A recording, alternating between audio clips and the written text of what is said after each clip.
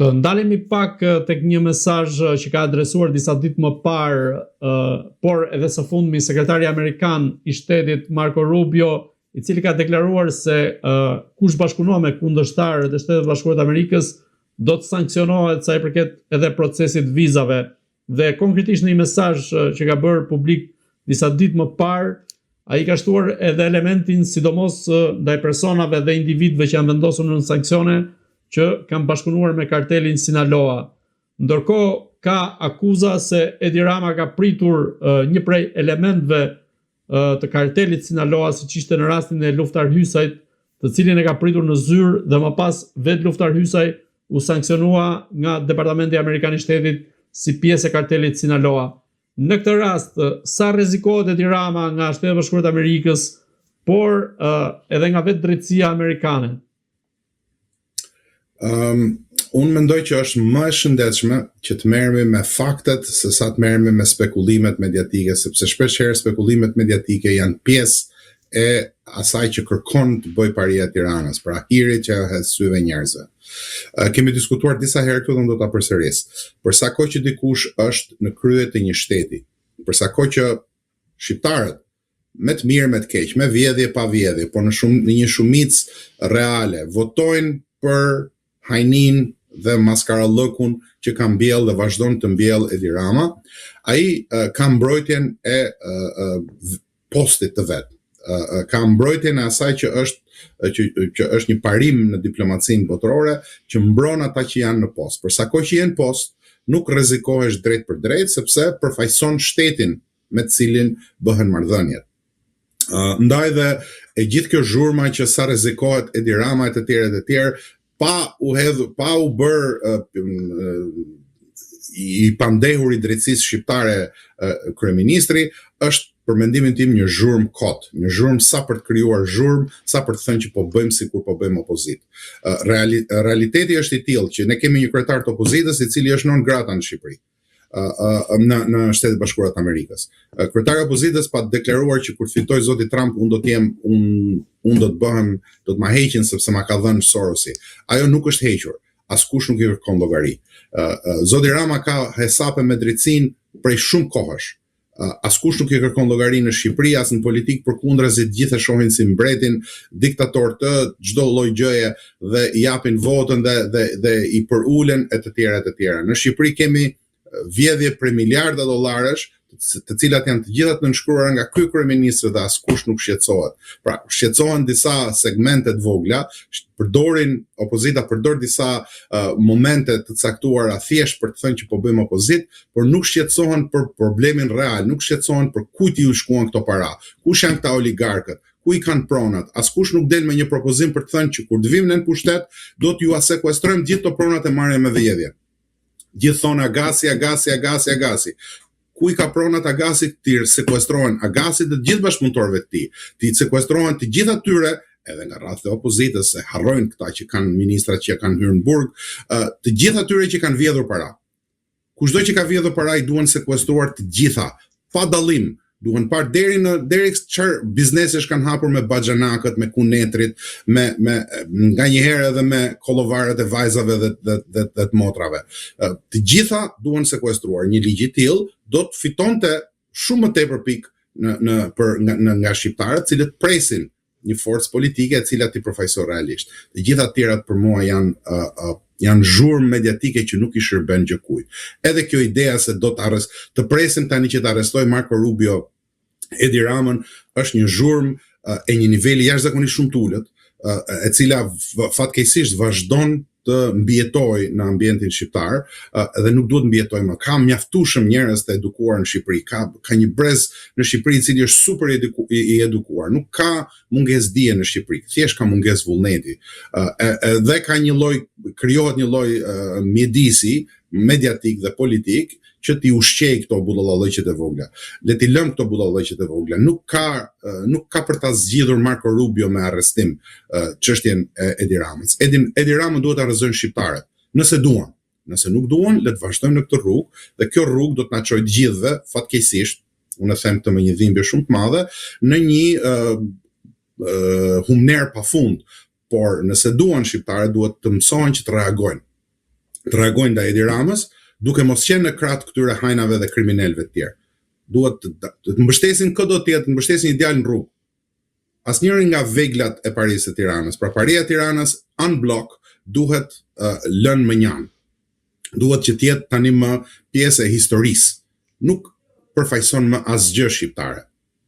Përsa kohë që njerëzit ende mendojnë se mund të fitojnë ndonjë lek të vogël këtu, mund të fitojnë ndonjë tender të vogël aty, mund të nxjerrë një vend pune këtu, mund të mbijetojnë aty, mund të shkojnë të bëjnë 2-3 udhëtime në vit dhe ju duket sikur po bëjnë jetën më të mirë të mundshme, atëherë çdo gjë nuk ka për të ndryshuar dhe nuk ka për të ndryshuar as Marco Rubio, ndoshta edhe kur të bëhet president, nëse bëhet president Marco Rubio mbas 2 vitesh, nuk ka për të pasur ndonjë ndryshim të madh.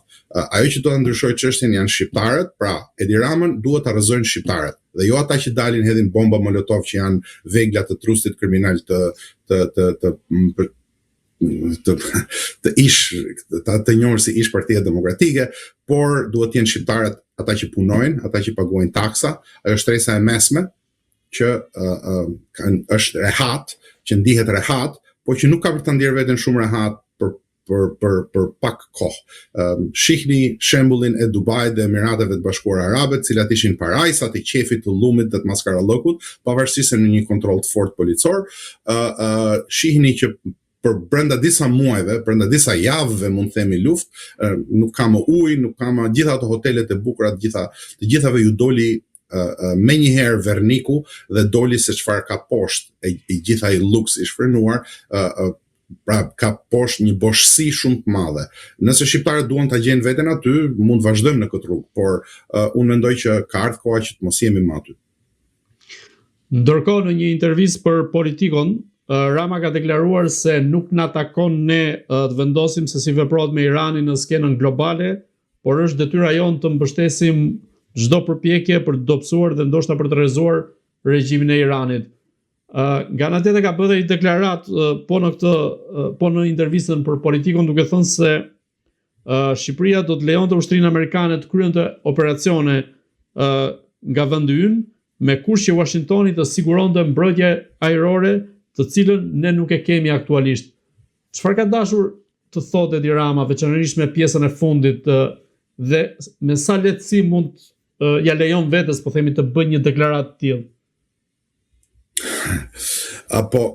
Po ta shohim me seriozitet këtë punë. Mendoni ju realisht se e pyet kush Edi Ramën kur vjen puna për të bërë manovra ushtarake? Kush do ta pyesë Edi Ramën?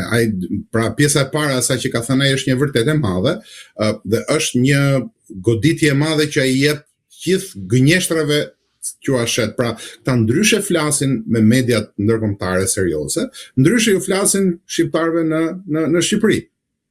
I njëjti person që ka thënë këtë, që ka thënë Politikos që ne nuk na takon ne të japim mend në NATO se ne jemi një junior antar i NATO-s që nuk na besohen as informacionet sekrete. Këtë nuk e ka thënë këtë pjesën e dytë, këtë po e shtoj unë. Por që është reale.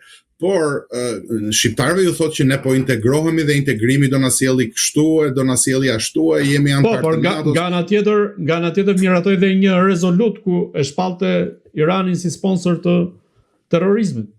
Po sigurisht këto janë çështje diplomacie të cilat çdo qeveri i duhet të përballet. Ka bërë disa zgjedhje, jo detyrimisht gjitha zgjedhjet që ka bërë janë zgjedhje të këqija, por ajo që duhet parë është me shumë kujdes është pse janë bërë këto zgjedhje. Kujt i shërbejnë këto zgjedhje? Cili është interesi kombëtar shqiptar dhe si i shërbejnë zgjedhjet e kësaj qeverie këtij interesi? Ky do të ishte një diskutim serioz.